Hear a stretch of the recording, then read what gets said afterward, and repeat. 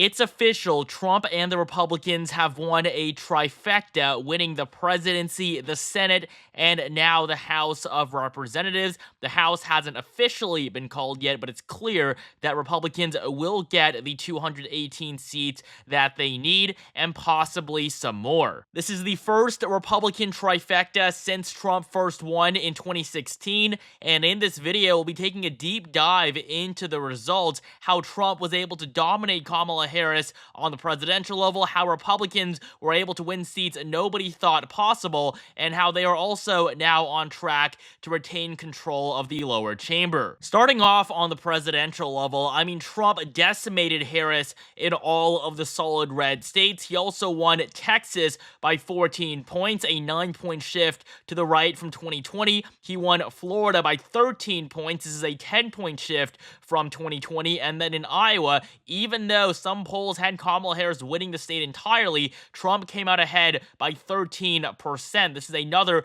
5-point shift in favor of the GOP. But Trump didn't just gain in the red states, he also made incredible inroads in safe blue strongholds. New York voted for Kamala Harris by just 12 points, even though this is the state Biden carried by 23 in the last election. In New Jersey, Biden won the state by 16 in 2020. Today, Kamala Harris finishes just 6 points ahead of the former president. And worst of all, in Kamala Harris's home state of California, she's on track to win by just about 20 points. This is literally where she is from, and she's on track to perform 10 points worse than the incumbent president. Trump is also on track to win the popular vote. The polling wasn't even that far off this time. Of course, they did still underestimate him slightly, but nationally, Trump led by 0.8% on election day. If this wasn't a bad sign for Kamala Harris, I don't know what was. I mean, the writing was on the wall that Democrats were going to lose this election in a modern-day landslide. Donald Trump is going to win a majority of the votes for the third time in a row.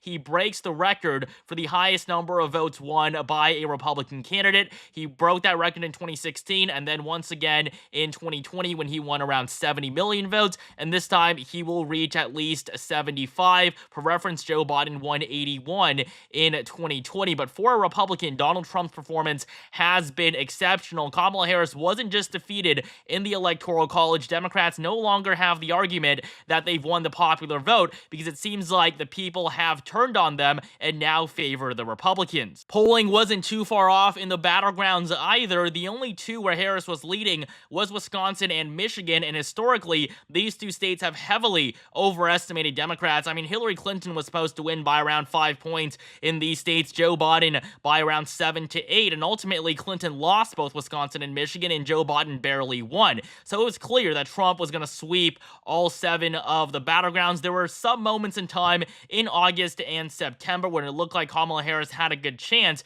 but basically as we came into October, Trump surged, and there really was no going back for the Democrats. This is what the electoral map looked like based on the polls. Trump advanced at 287, Harris and Walz at 251. Only Wisconsin and Michigan were blue, but of course, ultimately, Trump won all 7. He won the 4 where he was leading, but he also carried Wisconsin by 0.9% and Michigan by 1.4. This ended up being the worst Democratic performance in nearly 40 years. Only Michael Dukakis performed worse in 1988. Even Hillary Clinton won 232 electoral votes in 2016. No Democrat has performed as poorly as Kamala Harris since Dukakis when he ran against George H.W. Bush, but this was a very different time. The country was much less polarized. It was much more common to see landslide results like these. Trump winning 312 is just as impressive as Ronald Reagan's 1984 sweep of 49 states. Obviously, Trump didn't win nearly as many electoral votes or nearly as many states,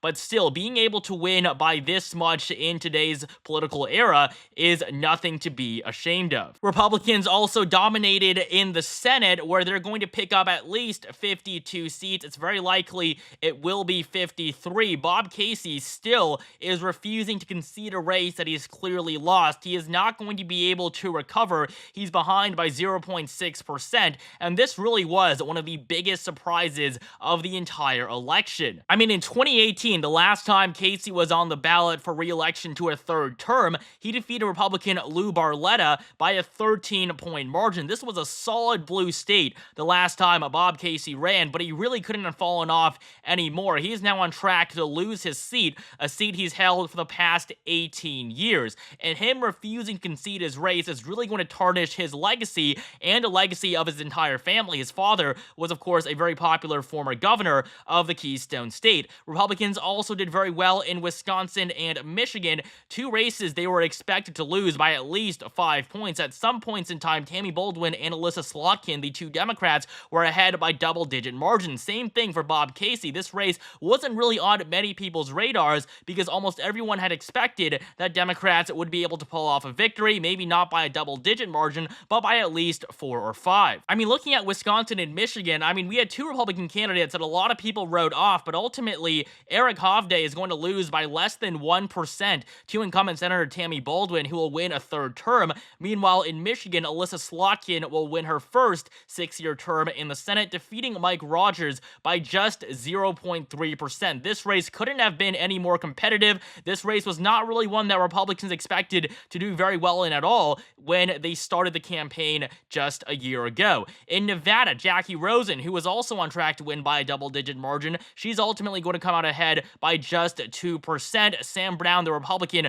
ran a very powerful campaign. He performed incredibly well, and I do believe there is definitely a political future for him in Nevada or in the national GOP in general. The only place on the Senate map where Republicans should feel disappointed is in Arizona, where Kari Lake will lose a second election. She lost the governorship to Katie Hobbs in 2022. That was a very winnable race. She's now going to lose the Senate to Ruben Gallego. She's on track to be defeated by 2%, even though Donald Trump is winning in Arizona by 5. So Lake is going to underperform the former president by a whopping 7-point margin. That really is quite significant in one of the most competitive states in the country. Kari Lake should have pandered more to the moderates, as Arizona is still one of the key battleground states. It's very much in the center, even though it does slightly lean in favor of the GOP. And so Republicans, even without that seat, they're still going to get up to 53 with McCormick's win in Pennsylvania. The news networks are being slow to call this because Bob Casey is trying to fight it. Obviously, he's going to lose. McCormick will be sworn in early January, and he will become the new U.S. Senator from the Keystone State. All in all, though, I mean, this night could not have gone any better for Republicans.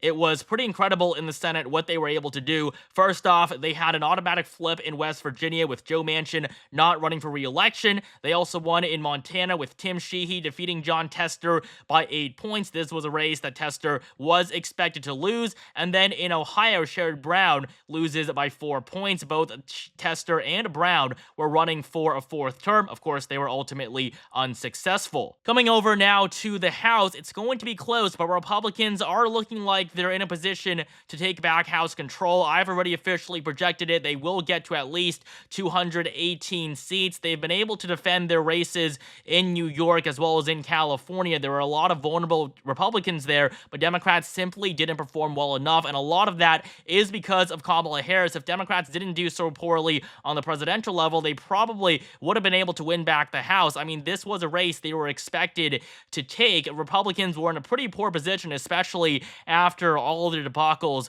with choosing a speaker. First, Kevin McCarthy with all the trouble he faced, and then having to replace him with Mike Johnson. So Democrats really underperformed here. There's nowhere where they should be more disappointed than in these House races. This was probably the one thing Democrats could have won, and they failed at that too. And so looking at these races, a lot of you guys want me to break it down for you. So we already have a lot of projections here for Republicans. They will be at least 214 seats. It's these seats in the middle here that will actually determine control. Now, in most of these races, the person that is winning on the screen is very likely to come out on top. There probably isn't going to be too much of a shift. Republicans are going to win a narrow majority of probably right above 220 seats. David Valadao, one of the Republicans who voted to impeach Trump after the insurrection at the Capitol, he is going to be reelected. He's probably going to win by around 7 points. Nick Begich in Alaska. This is the race between Begich and Mary Peltola. Peltola is the incumbent Democrat. She was elected in 2022,